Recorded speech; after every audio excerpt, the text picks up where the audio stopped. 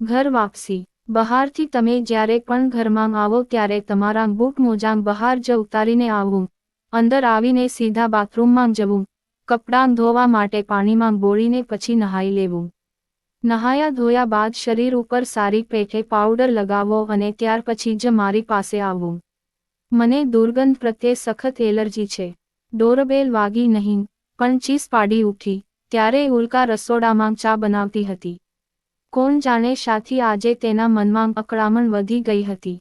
એમાં ડોરબેલના કર્કશ અવાજે તેને વધારે ભયભીત કરી દીધી।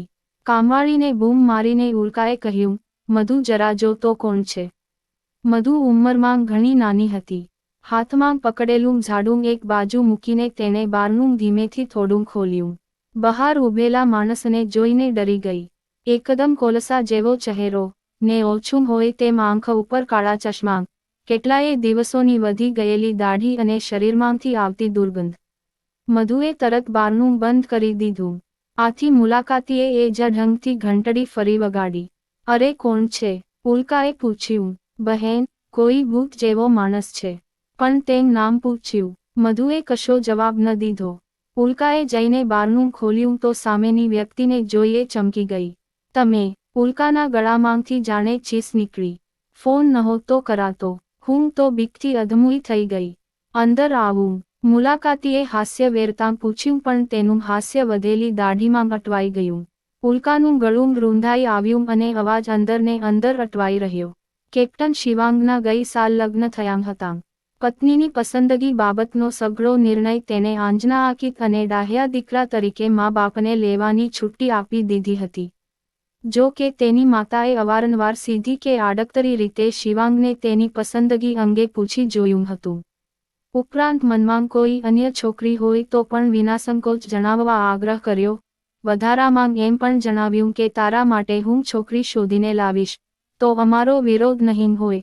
પણ શિવાંગ તો આસામના જંગલોમાં એટલો કામમાં રહેતો હતો કે તેને આ બધી પસંદ નાપસંદની ક્રિયામાં ભાગ લેવાનો જરા પણ સમય નહોતો। તેની મમ્મી તેને જેટલા ફોટા જોઈને પસંદ કરવા માટે મોકલતી હતી, તે તમામ ફોટોગ્રાફ કોઈ જાતના મત કે ટીકા વિના શિવાંગ પાછા મોકલી આપતો। માં, તું જેને વહુ તરીકે અંતરથી સ્વીકારે, તેવી પત્ની મારે જોઈએ છે। શિવાંગ તરફથી કાયમ આ જ જવાબ મળતો, હા, લગ્ન પહેલાં એક વખત મળવાની સગવડ કરી આપજે। આ બહુ મોટી વાત નહોતી। માએ આખરે ઉલ્કા ઉપર પસંદગી ઉતારી। પિતાએ પણ સંમતિ આપી। સગાઈનું મુહૂર્ત પણ નક્કી થઈ ગયું। શિવાંગને મહામુશ્કેલીમાંથી 5 દિવસની રજા મળી હતી। સ્પોર્ટ્સ ક્લબમાં કન્યાપક્ષના વડીલોને મળીને ઉલ્કા સાથે વાતચીત કરવાની ગોઠવણ પણ થઈ ગઈ। શિવાંગે શરીર બરાબર ચોળીને નહાઈને જંગલની દુર્ગંધ પૂરેપૂરી દૂર કરી। બગલમાં ડિયોડન્ટ લગાવ્યા પછી તૈયાર થઈને એ સ્પોર્ટ્સ ક્લબમાં પહોંચ્યો ત્યારે ઘડીભર સુગંધનો દરિયો છલકાઈ આવ્યો હોય તેમ લાગ્યું। ઉલ્કાનું સપનું હતું કે પતિ સૈનિક હોવો જોઈએ। હવે અત્યારે શિવાંગને સામે ઊભેલો જોઈને આકાશમાંથી એકસામટા તારલાઓ તૂટીને પગમાં આળોટવા લાગ્યા હોય તેમ અનુભવાયું। ઘણી બધી વાતો કરવાની મનમાં યોજના હતી પણ બધું જ ભૂલી ગઈ। મોઢા ઉપર જાણે સવા મણનું તાળું દેવાઈ ગયું ન હોય। મૌનની 5 મિનિટ પણ 5 યુગ જેટલી લાગતી હોય છે। આખરે શિવાંગે જ મૌન તોડતાં કહ્યું, મારું નામ કેપ્ટન શિવાંગ છે। તમારું નામ શું છે? ઉલ્કા, તે ધીમેથી ગણગણતી હતી। આજે સવારે તમે મીઠાવાળા ગરમ પાણીના કોગળા શા માટે નહોતા કર્યા? શિવાંગે એકદમ નિર્દોષ ભાવે પૂછ્યું। શું? ઉલ્કાના સ્વરમાં અચંબો હતો। તમારું ગળું બેસી ગયું છે, તેથી મારે પૂછવું પડ્યું। આ સાંભળીને ઈચ્છા ન હોવા છતાં ઉલ્કા ખડખડાટ હસી હતી। તમે સુંદર લાગો છો। હંમેશા આટલું મજાનું હસો છો। હા, ઉલ્કાએ સહજપણે કહ્યું। પછી આગળ બોલી, સુગંધ સરસ આવે છે। તમે હંમેશા ખુશ્બુથી આટલા તરબતર રહો છો। રોજ તો નહીં, પરંતુ ક્યારેક ખરો। શિવાંગે હસીને કહ્યું, આજે તો પાછો સ્પેશિયલ દિવસ ન ગણાય। આમ વાતોની થયેલી શરૂઆત ક્યાંય સુધી ચાલ્યા જ કરી પછી તો લગ્ન પણ થઈ ગયાં, પરંતુ હનીમૂનનો સમય ન મળ્યો। તેથી પોતાની નવપરિણીત પત્નીને શિવાંગ પોતાની સાથે યુનિટમાં લઈ ગયો। સૈન્યમાં નવપરિણીતને આવકારવાની અનોખી રીતો હોય છે। ઉત્સાહ અને આવેશમાં ઉલ્કાને એ યાદ ન રહ્યું કે એ એક નવું જીવન આરંભી રહી છે। છેક સવારના 3 વાગ્યે ઉલ્કા અને શિવાંગને પોતાના ઘેર જવા મળ્યું હતું. અંદર જઈને શિવાંગ પોતાની સિંગલ બેડ પર ફસડાઈ પડ્યો. તેના શરીરમાં થાક ઉપરાંત નશો પણ ફેલાઈ ગયો હતો. સાંભળ, શિવાંગે ઘેઘૂર સ્વરે કહ્યું, મારા બૂટ ઉતાર. શું? ઉલ્કા ચમકી ઉઠી. પતિના બૂટ કાઢતાં તેને કદી પોતાની મમ્મીને જોઈ નહોતી. મેં કહ્યું, મારા બૂટ કાઢ. શિવાંગે દમામથી કહ્યું, તું મારી દાસી છે અને હું તારો માલિક છું. શિવાંગના આવા સ્વરૂપની તો તેને કલ્પના જ નહોતી. તેનું મન ખળબળી ઉઠ્યું. તેને જૂની અનેક ફિલ્મોમાં પતિના બૂટ કાઢતી પત્નીને જોઈ હતી, પણ પોતાનાથી એવું થઈ શકશે? આ બધું તો તેની ગણતરી વિરુદ્ધનું હતું. વિલંબ થતો જોઈને શિવાંગ ગરજ્યો, સાંભળ્યું નહીં? Obey my orders. ઉલ્કા ડરી ગઈ. રડું થઈ ગઈ. ત્યાં શિવાંગના ચહેરા પર તોફાની સ્મિત જોતાં એને સમજાઈ ગયું કે એ નાટક કરે છે. પછી તો એ પણ નાટકમાં સામેલ થઈ ગઈ. જી સરકાર, કહેતી ઉલ્કા બૂટ મોજાં ઉતારવા લાગી. એટલામાં એકાએક દુર્ગંધનું મોજું આવ્યું. આ દુર્ગંધ તેના બૂટ મોજામાંથી આવતી હતી. આ દુર્ગંધથી ઉલ્કાને ઉબકા થવા લાગ્યા. શું થયું? ચિંતાભર્યા સ્વરે બોલતો શિવાંગ બેઠો થઈ ગયો અને ઉલ્કાને સાચવીને પકડી લીધી. પછી બોલ્યો, આવું તો તારે રોજ સહન કરવું પડશે. એની ટેવ પાડતી જા. એ નહીં બને. ચહેરા ઉપર પાણી છાંટતા ઉલ્કા બોલી, આ દુર્ગંધ મારાથી નહીં સહેવાય.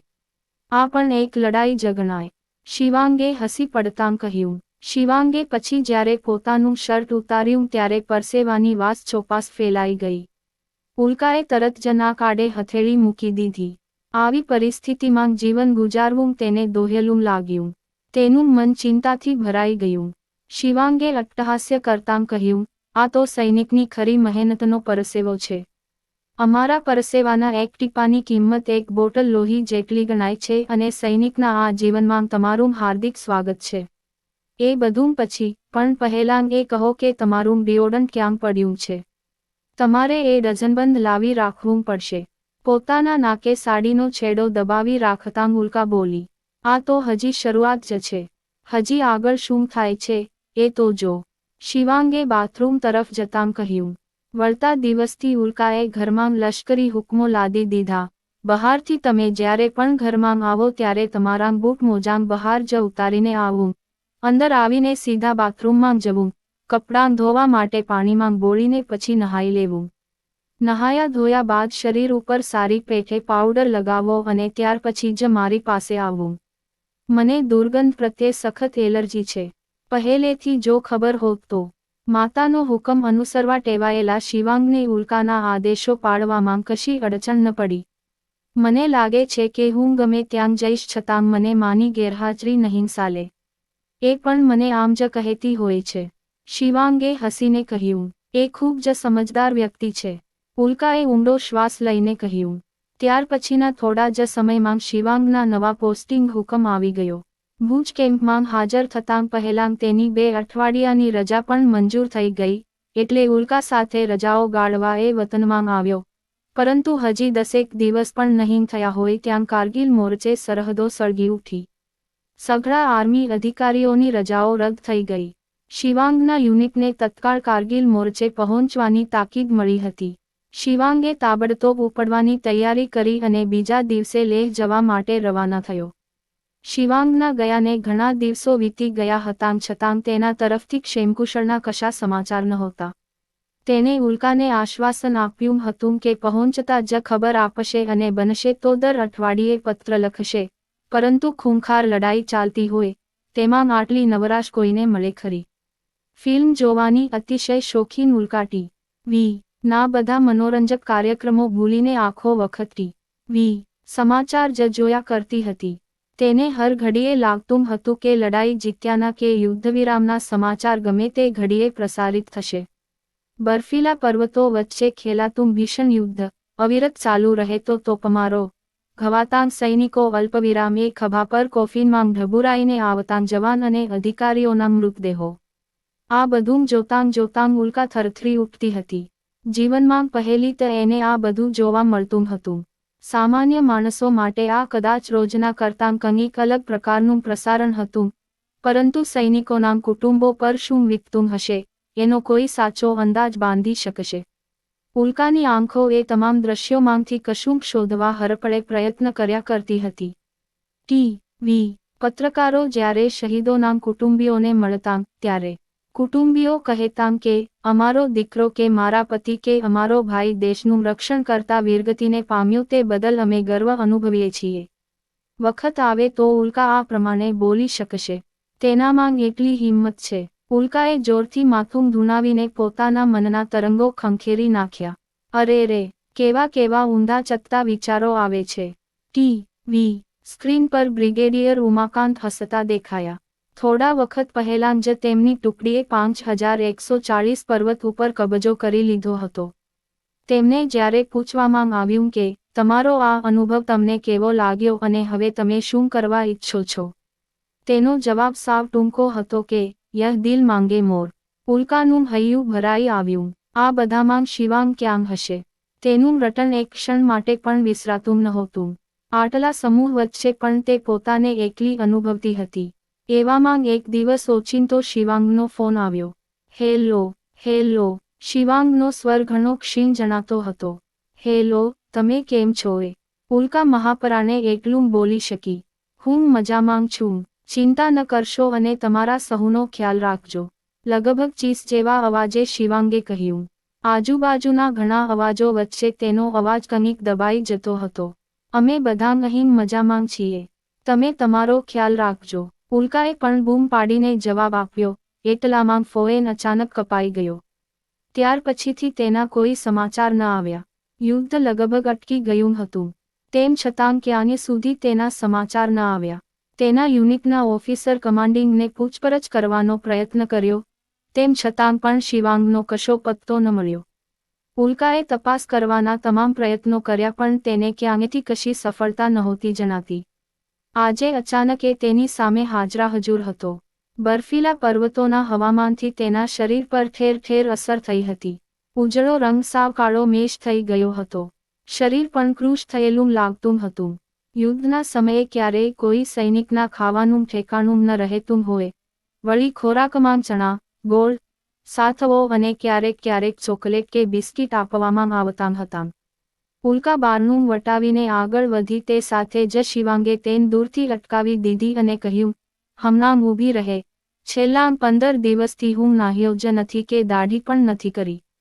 વળી કપડાં પણ એકના એક જ પહેરી રાખેલા છે. મને પોતાને મારા શરીરમાંથી અસહ્ય દુર્ગંધ આવે છે. હું નહાઈ ધોઈ લઉં, થોડો તાજો માજો થઈ જાઉં, પછી ઘણી બધી વાતો કરવાની છે. પણ ઉલ્કા કશું સાંભળવા તૈયાર ન હોય તેમ દોડીને શિવાંગની છાતીએ વળગી પડી. પછી શિવાંગના પણ બંને હાથ તેની આજુબાજુ ભીંસ વધારતા ગયા. મિત્રો, આ કહાની સારી લાગી હોય તો લાઈક કરીને શેર કરજો અને ચેનલને સબસ્ક્રાઇબ કરવાનું ન ભૂલતા. અને હવે ફરી મળીશું એક નવી કહાનીની સાથે. ત્યાં સુધી જય શ્રી કૃષ્ણ, જય દ્વારકાધીશ.